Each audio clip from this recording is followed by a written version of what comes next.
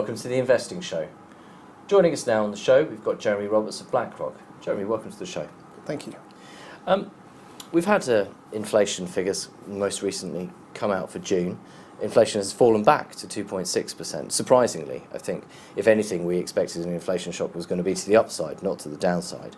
But even with that small fall in the rise in the cost of living, inflation remains high this year. It's been driven by the fall in the pound post-Brexit and various other factors. You guys have done some research into inflation, haven't you, and people's savings. Can you tell us a little bit about what you found and what you looked at? Sure.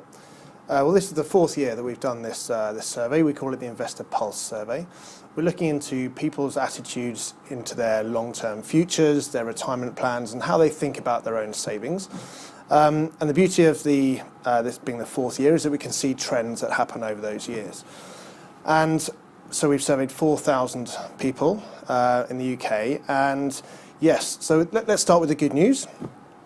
People are thinking about their long-term futures, and they're starting to compartmentalize, starting to divide up their own savings and the cash and putting some of it to the long term. But we're just saying that they need to think a little bit differently about that long-term cash because of, as you say, the inflation, which is a little bit of a problem. And that inflation, if they leave their money sat in cash, is essentially going to eat into their cash over time in real terms, isn't it? Because the returns that you're getting on a savings account at the moment are lower than the rate of inflation. So you're losing the spending power. Exactly. You looked at you identified three different groups of people, didn't you, within the research? What were those three?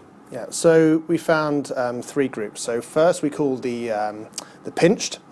So these are the people who have their money and savings in cash and they just cannot bring themselves to move out of cash. They like the comfort of cash. They think they need quick access to that money, even though they've told us it's for the long term. They prefer to keep that money just in, as I say, in the comfort of cash. Second group of people, what we call the pausers. They identify and they're aware of the long-term power of compounding and the power of investing over time, but they just can't bring themselves to make that step right now. They're nervous about volatility, they're nervous about investment markets. And then the third group of people we call the planners. They are the group who they understand the most about investing and the power of investing over time. And they're aware, they understand, they're confident about their financial futures, but they just haven't gone about making that change. They say they're going to make the change over the course of the next 6 months, but they haven't done it quite yet.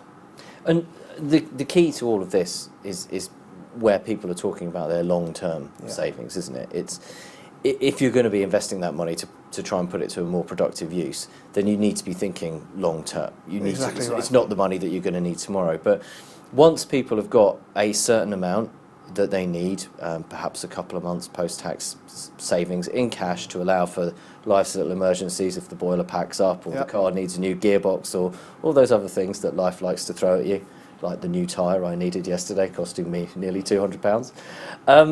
You need that money readily available, don't you? But with the long-term stuff, you can make it work harder. And there's a lot of people who aren't making it work very hard. So this is the key thing. So people have told us that they've put 25% of their money, their cash, away for the long term. They've put 40% of it they need for the day-to-day that you referred to. Bills, everything, the day-to-day emergencies, all of that, which we totally, of course, understand and is right. But it's that 25%, which they've told us that they've set aside for the long term. That's the amount of money, which on average in the UK is £2,270. We've said, you've said that's for the long term, so get it working for you so that you can get a longer term, more impressive financial future. So effectively they're being put aside as investment funds without being invested. Yeah, exactly that. It's still in cash, even though it's for the long term. So they've said a number of reasons why they're being held back at the moment. Are they also giving any reasons as to what might tip them over into actually making that initial investment decision? Yeah, so I think it depends on the group that you're talking about, and it does vary. But I think the key here is emotional barriers. There are emotional barriers to making that perceived leap into the stock market. But to that, I would say the call to action for each group of people is just to make one further step. So for the pinched, who are really like their cash, they like the perceived comforting of cash, and let's be honest, right? Everything that's happened in the last 12 months, I can understand that confidence is not as high as it might be. That's completely understandable. But again, our call to action is just make that one step. For the middle group, for the pausers, they understand the benefits of investing. So just, again, make that one further step. And to the planners who have said they understand and are going to make that change, actually go and do it. Can you make any general observations or not between those three groups, whether they're typified by certain age groups within those groups? No, so the whole survey is a range from 25 to 74. That's the entire range of the survey. So we didn't find any particular variances when you look at the three groups. But again, it's just a case of whatever your emotional barrier is, for that money that you have told us is set aside for the long term, just make it work harder for you. Because if you think about, let's go back to the numbers. So 2,270 on average. If inflation is where it is, let's just take the average of this year of 2.4. Over the course of, let's say, a 20-year period, and this is what we've got to think about here. Let's not think about month-to-month inflation figure changes. Let's think about the long term.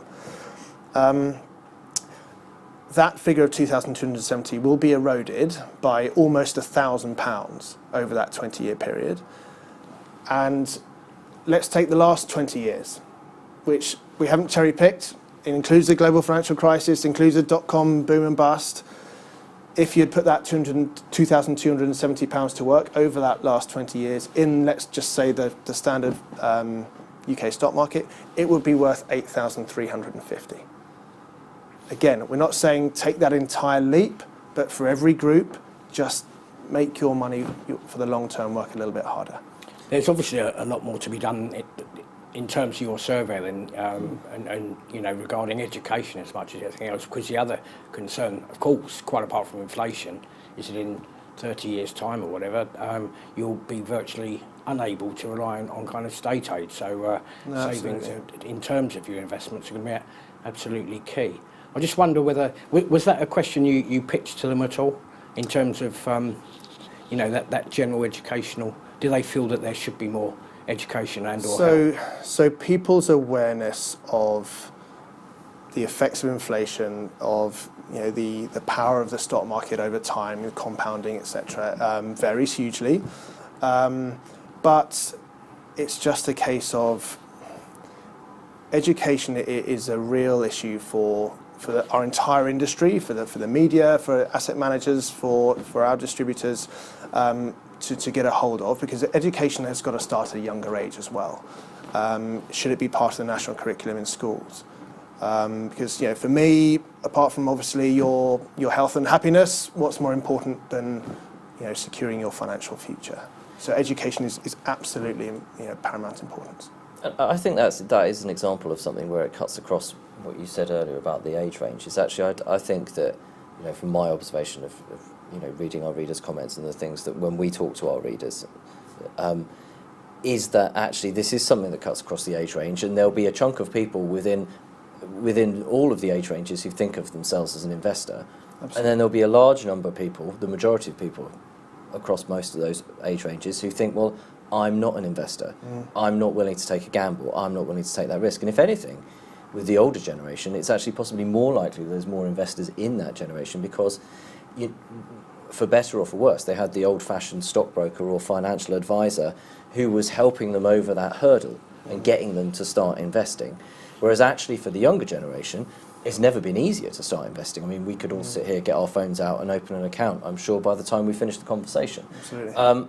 But they don't have that person who lifts them up and helps them over the hurdle. And one of the key places that we always get told that people struggle is the point where they say, right, okay, I'm going to invest, I'm going to open my account, I've opened my account with whatever platform I'm going to use it, and then I have to think where I put the money.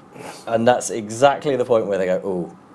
And I don't think it's that they're overly concerned about making the best possible money-making choice. I think it's that they're far more concerned about making a bad choice. But it doesn't have to be that difficult, does it? Because there are very simple ways to invest. And for example, if you look at a tracker fund, if you look at a global tracker fund, a global ETF that invests all your money around the world very cheaply, is that the kind of thing that you could look at and say to people, well, look, here is an easy building block for your investments? Yeah, I think the first thing to say is the emotional barriers in terms of investing we understand, but just try and understand the long-term benefits. And our other call to action would be, please seek financial advice, because from all the 4 previous surveys that we've done, well, the 3 and this one, those who have sought financial advice, not just for a particular life moment, throughout their life, they feel much more empowered to make decisions. They feel much more in control of their financial futures.